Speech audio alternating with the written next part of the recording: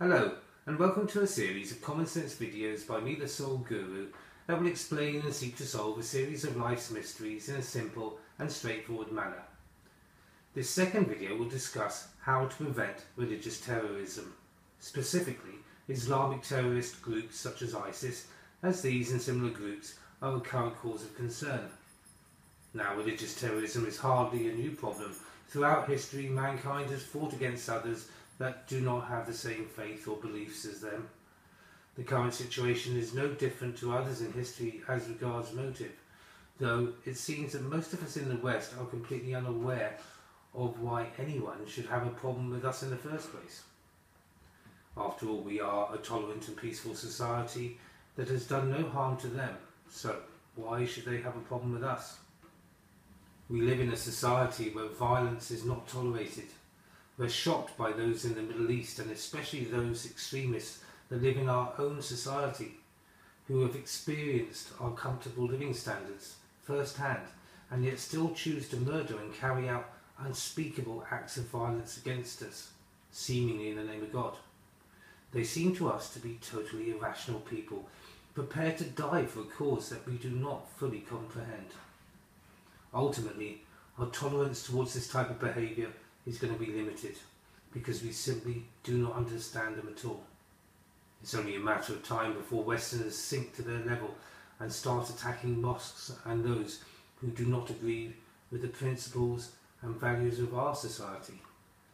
I am now going to try and explain in simple terms why we are a target for Muslim extremists, and if you need greater detail, I'll explain how you can get it later on in this video.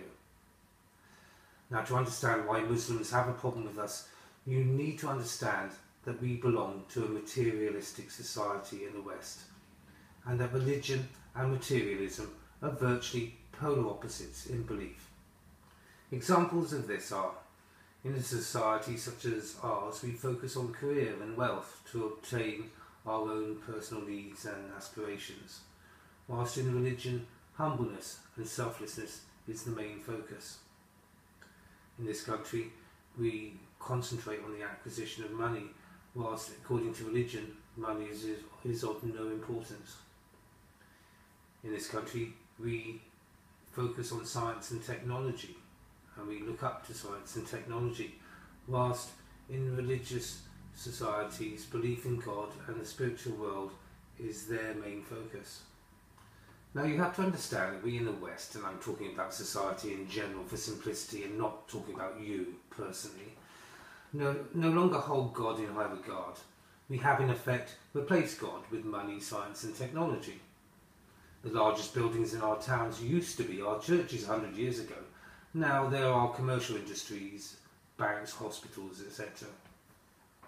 Now, I'm not trying to judge Western ideals here, but merely emphasise our differences in beliefs, because man's tribal by nature. Whether it's religion, politics, country, baseball teams, football teams, whatever, we have a natural draw to feeling part of a group with others that have similar views or beliefs as our own. Now, because our society is virtually the polar opposite to that of Muslims, it puts us firmly on the other team, which is the team of non-believers, and as such the enemy of God, and therefore the enemy of Muslims. This is why targets such as the Twin Towers, which housed the money exchanges of a major capitalistic society, was chosen. Targets like Fusilier, Rigby were chosen to goad us into war by making us feel unsafe in our own country. How then do we tackle Islamic or any other religious extremism? How do we stop our children from being radicalised? How do we defend ourselves from those who are set to destroy us and our way of lives, while still holding true to our moral values of tolerance and non-violence? One thing is for sure, and that is that we cannot bomb these ideals out of these extremists. There are currently about 187 million Muslims throughout the world today, and only a very small percentage of these are extremists enough to want to cause us harm just because we don't have the same beliefs as them. And it is obvious that you cannot eradicate this problem through warfare because of two very important reasons. The first is because this minority of extremists is not restricted to a certain area of the world, but live across several countries, including our own, because we live in multicultural societies ourselves. The second is because there are degrees of extremism, and for every extremist we kill, there is a borderline extremist that could be a member of their family, for example, who will feel compelled to take up arms in their place. Now terrorists know this and hope to goad us into a war because they know it is a war that we can never win. That is, unless we're prepared to commit mass genocide and social cleansing, killing hundreds of millions of innocent people in the process, which is clearly out of the question. How then do we prevent this current wave of religious terrorism?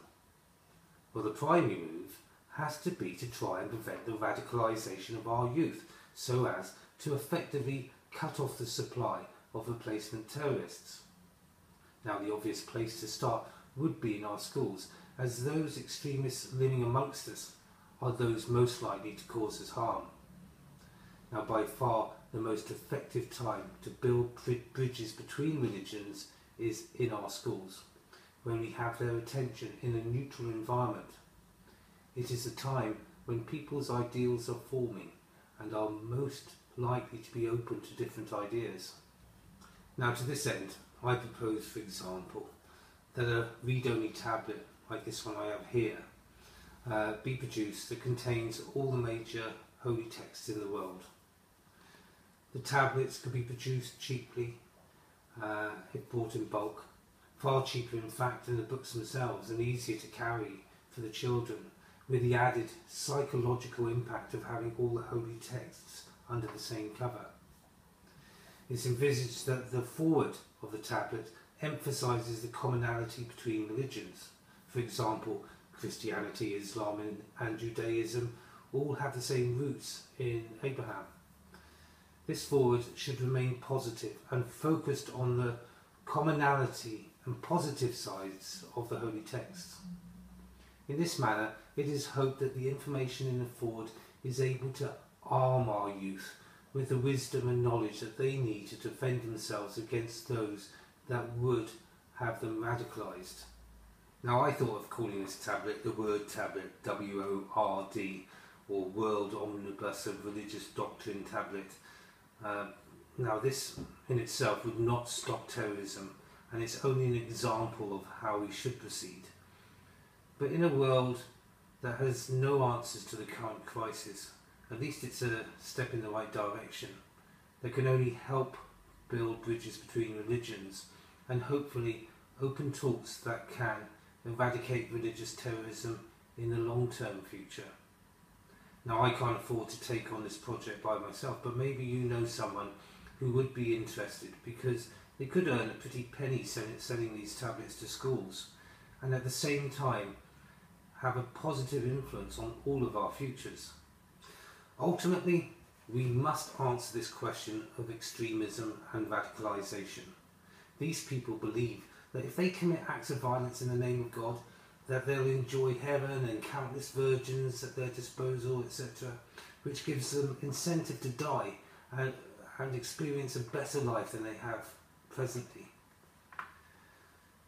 As to the cause of extremism, I certainly don't think it's the fault of any specific religion, because every religious doctrine I've ever read has the spirit of tolerance, compassion and love and forgiveness at its core.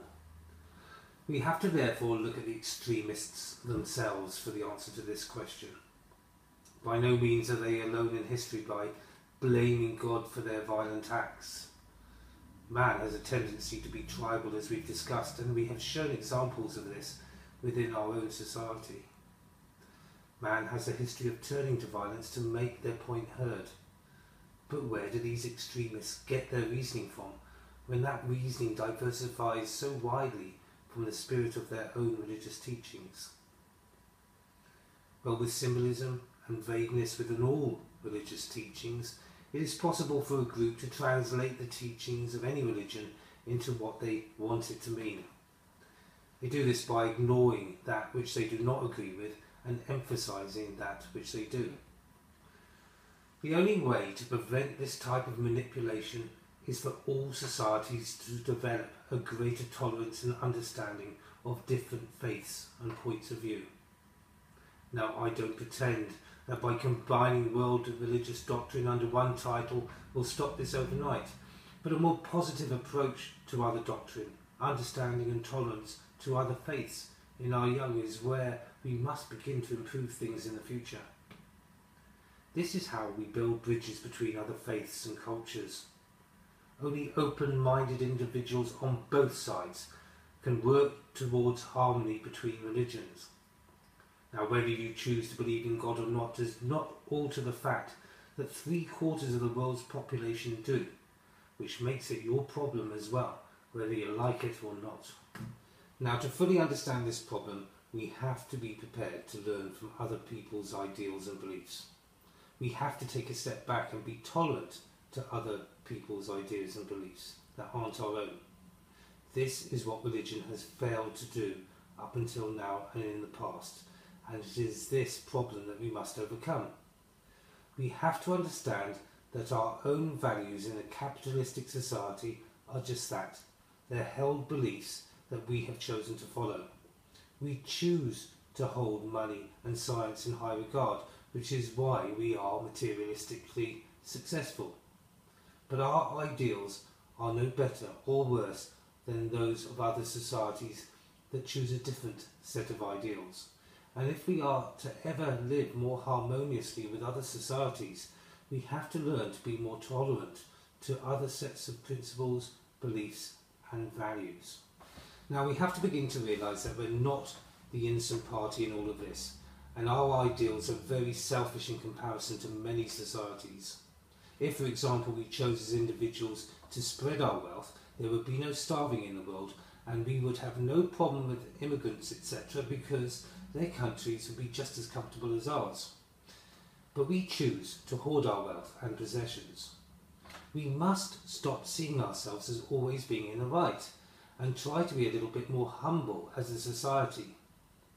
If, for example, you try to imagine how people 1,000 years from now would look back on today's society, our society, you will begin to realise that we are wasteful and we are responsible for destroying the very planet which we and our offspring need to survive, and often destroying it by just acquiring things that we don't even need. We are a selfish society and need to start taking responsibility for our own actions and make changes to our own society if we're ever going to reach peace in the world. Now, if you need a more comprehensive explanation on this subject, you can download my book, The Teenage Years of Mankind by Tony Maguire, for free on Amazon. This is the Soul Guru, signing off until next time. Goodbye.